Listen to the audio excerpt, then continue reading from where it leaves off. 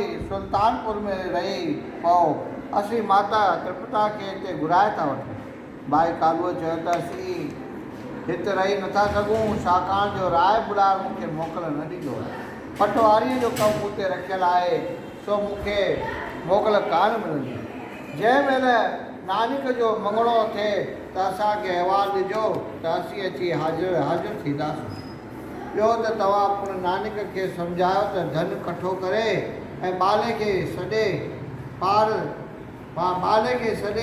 पारत करणु घुरिजे त नानक खे अजाए ख़र्च करण खां मना कंदो रहे।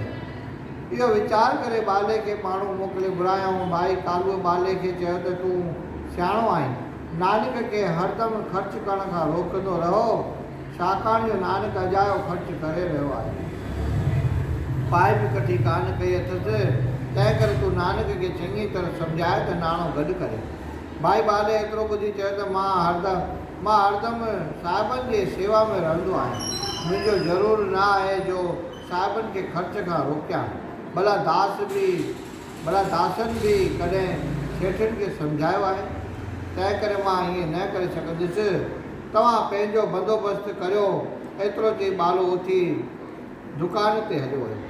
भाई जयराम भाई कालूअ खे चयो त ॿाले जो चवणु ठीकु आहे, हाणे तव्हां चिंता न करियो। जॾहिं साहिबनि जी शादी थींदी तॾहिं पाण ई धन मेड़ींदो। एतिरो ॿुधी भाई कालू भाई जयराम ऐं नानकी खां मोकिलाए पुट खां मोकिलाइण वास्ते हट ते वियो। भाई कालू साहिबनि खां मोकिलाए ऐं घणे क़दुरु धन कठे करण जी सम्झाइण ॾेई पंहिंजे घर रवानो थियो। बोल गुरु नानक देव।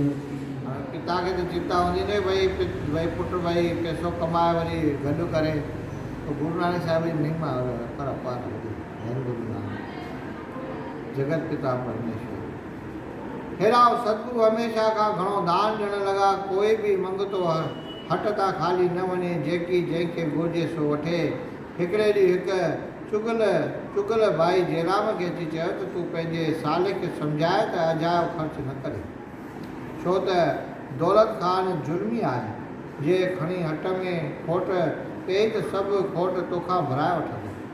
हाणे मुंहिंजी सलाह थिए त तूं मुंड में ई बंदोबस्तु कर, मतां पोइ पछताइणो पवई।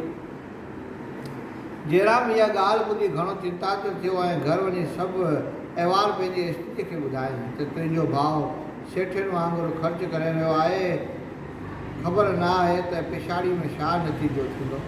माता नानकी पतीअ जा वचन ॿुधी चवणु लॻी त तव्हांखे नानक जे प्रताप जी ख़बर आहे, पर तंहिं हूंदे बि मन जी चिंता मिटाइणु घुरिजे। नवाब दौलत ख़ान खे जे हिसाब करणु घुरिजे त जल्दी खोट वधीअ जी ख़बर पइजी वञे। एतिरो चई भाई जयराम तुलसा दासीअ खे चयो त जा यकदमि गुरुजन वटि वेही ऐं घर में अचण लाइ चयो। गुरुजन तुलसा दासीअ खे चयो त तूं हल त तुंहिंजे पुठियां अचूं था। ॼाण हार वारो सतगुरु ॿाले खे चवणु लॻा त अॼु असांखे भेण घुरायो आहे, शायदि असां ते कंहिं चुगली हई आहे। चङो हल त थी अचूं। अढाई सेर तपाशा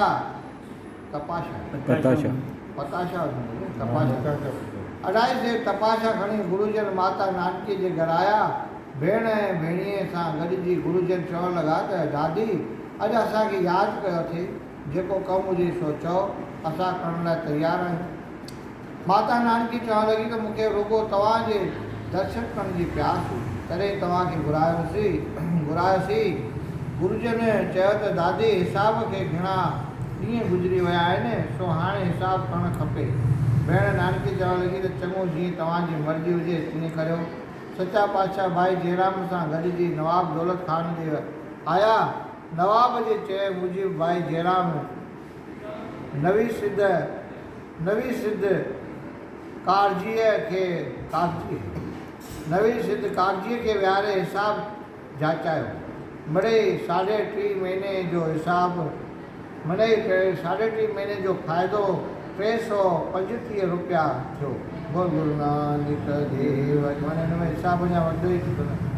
भाई जयराम हिसाब ॿुधी घणो लॼामान थियो। गुरुजन जयराम सां गॾिजी घर आया। भेण पुछियो त केतिरो फ़ाइदो थियो। भाई जयराम चयो त 135 रुपया गुरुजन जा नवाब जे थिया। भेण नानकी ॿुधी घणो ख़ुशि थी। भाई जयराम खे चयो त मां तव्हांखे अॻु मुंहिंजी ख़ातिरी ॾिनी हुई त हाणे तव्हांखे बि दिलि जाए थी त मुंहिंजो भाउ पूरन अवतार आहे, खोट असुर न पाईंदो। एतिरो ॿुधी साहिबनि चयो त दादी हाणे असां पंहिंजे घर वेंदासीं, हिते कोन रहंदासीं। भेण साहिबनि जा वचन ॿुधी चवणु लॻी त प्रभु जे तव्हां हलिया वेंदा त मुंहिंजो जीअण कोन थींदो। तव्हांजे दर्शन जी मां हरदम प्यासी आहियां, तंहिं करे तव्हां वञण जो इरादो लाहे छॾियो। हरदम मूंखे दर्शन ॾेई ख़ुशि करियो। साहिब भेण जा वचन ॿुधी चवणु लॻा त कारखाने जा कम नाज़ुक आहिनि, कॾहिं खोट बि आहे त कॾहिं वाध बि आहे, पर जेकॾहिं खोट पवे त असीं किथां भरे ॾींदासीं। एतिरो ॿुधी भाई जयराम चयो त तव्हां पुण विष्णु अवतार धारे अनाथनि खे दान ॾियण लाइ कारखानो खोलियो आहे, तंहिंमें खोट किथां पवंदी। पर जेकॾहिं खोट पए त हीअ जेका दास जी मिल्कियत आहे सो खोट जी भरती आहे। तव्हीं को बि फिक्र न करियो, तव्हीं हरदम असां वटि रही असांजो जनम सफल करियो। साहिबनि भाई जयराम जा वचन ॿुधी दुकान खोलियो ऐं नवाब खां 1700 रुपया ॿिया बि वठी दुकान में ॿियो बि सामान रखियाऊं। दुकान ते अॻे खां घणा ग़रीब अनाथ अचण लॻा। गुरुजन पंहिंजनि हस्त कमलनि सां साहिमीअ में सीधो तोरे ॾियण लॻा, तंहिं करे सभु ग्राहक दुकान तां ख़ुशि थी वेंदा हुआ। हिकिड़े ॾींहुं ओचितो हिकु ब्राह्मण भाई जयराम जो घर सुल्तानपुर में पहुतो ऐं भाई जयराम जे घर आयो। ब्राह्मण भाई जयराम खे चवणु लॻो त मां गंधारे ग्राम मां भाई मूले खत्री जे घरां मूड़ो आंदो अथमि, सो तव्हां अंगीकार करियो। भाई जयराम घणो प्रसन्न थी ब्राह्मण खे आसन ते विहारियो ऐं गुरुजन खे घुराए वेद रीति अनुसार तिलक ॾेई पूॼा कराई। माता नानकी स्त्रियुनि खे घुरायो, जन अची मंगल ऐं आनंद ॾींदड़ गीत ॻाता। तंहिंखां पोइ भाई जयराम हिकु माण्हू तलवंडीअ ॾे ॾियारे मोकिलियो, जंहिं जल्द अची भाई कालू खे ख़बर ॾिनी। भाई कालू इहा ख़बर ॿुधी ॾाढो ख़ुशि थियो। माता त्रिपता पंहिंजूं साहेड़ियूं घुराए गीत ॻाता। भाई कालूअ गुरुजन जे नानाणे माण्हू मोकिले सभिनीनि खे घुरायो ऐं पाण में गॾिजी सुल्तानपुर रवाना थिया। भाई कालू राय बुलार खे पुट जे सगाईअ जी ख़बर ॾेई खांस मोकिलाए सुल्तानपुर रवाना थिया। भाई कालू समेत 12 ॼणा सुल्तानपुर में आया। सॼे शहर जा माण्हू भाई कालूअ खे वाधायूं करण लॻा। भाई कालू भाई जयराम सां राम सत करे गॼो ऐं पंहिंजी धीअ नानकीअ सां गॼो। माता त्रिपता सभिनी सां मिली सतगुरु पिता जे चरण ते सिर निवायो। भाई कालूअ पुट खे भाकुर पाए प्यार सां मस्तक छुमियो। गुरुजन पिता खां राय बुलार जो अहिवालु पुछियो, जंहिं ते भाई कालूअ चयो त चङी यादगिरी ॾियाराई। राय बुलार तोखे घणे क़दुरु यादि करे रहियो आहे ऐं पुण तोखे मथे ते हथु घुमायो अथसि। तंहिंखां पोइ साहिबनि माता जे चरणनि में सिर निवायो। माता अखियुनि में पाणी हाणे घणी सिक रखी पुट सां गॾी। तंहिंखां पोइ गुरुजन पंहिंजे चाचे भाई लालूअ खे मथो टेकियो ऐं पुण पंहिंजे नाने ऐं पोइ मामे सां गॾिया। माता नानकी मंगतनि खे घुरायो ऐं सभिनीनि गॾिजी गुरुजन जे मथां घोर कई ऐं चङी तरह नाणो लुटायो। हिकिड़े ॾींहुं सुल्तानपुर में चङी धूमधाम थी। ॿिए ॾींहुं सभु गॾिजी भाई मूले वटि वञण लाइ तयारु थिया। गुरुजन जे मामे हिकु ब्राह्मण भाई मूले खे चिताइण लाइ ॾियारे मोकिलियो। जंहिं ब्राह्मण जल्द वञी भाई मूले खे चितायो। भाई मूले ख़ुशि थी पंहिंजा माण्हू ॾियारे मोकिलिया। जे भाई कालू ऐं जयराम सूदो सभिनीनि खे वठी आयो। भाई मूले सभिनीनि खे आदर भाव करे विहारियो। तंहिंखां पोइ भाई परमानंद साहिबनि जे मामे जेका कुल जी रीत हुई सा कराई। वरी भाई कालूअ परमानंद खे चयो त भाई मूले खे चयो त जल्द विहांव जो मुहूर्त कढाए मोकिले। परमानंद भाई मूले खे चयो त विवाह जो मुहूर्त जल्दी कढाए मोकिलियो। पर भाई मूले चयो त हिकु साल माठ करे साल खां पोइ असीं मुहूर्त कढाए मोकिलंदासीं। तव्हां ख़ातिरी करियो। भाई कालू सभिनीनि खां मोकिलाए भाई जयराम ऐं सभिनीनि सां गॾिजी सुल्तानपुर मोटी आया। केतिरा ॾींहं सुल्तानपुर में रही भाई कालूअ घर अचण जी तयारी कई।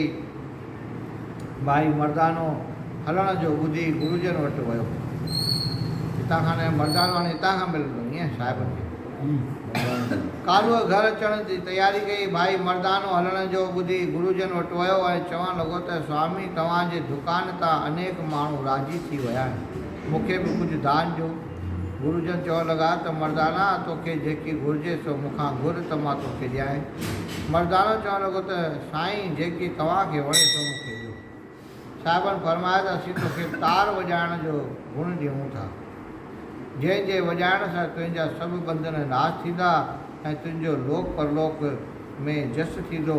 एतिरो वर वठी मर्दानो ख़ुशि थियो ऐं साहिबनि खां मोकिलाए घर आयो ऐं हलण वक़्तु गुरुजन पंहिंजो जामो लाहे हलण वक़्तु गुरुजन पंहिंजो जामो लाहे ॾिनुसि ऐं चयुसि त अॻिना जेकी तोखे घुरिजे तो असां खां वठिजांइ। बोल गुरु नानक देव की।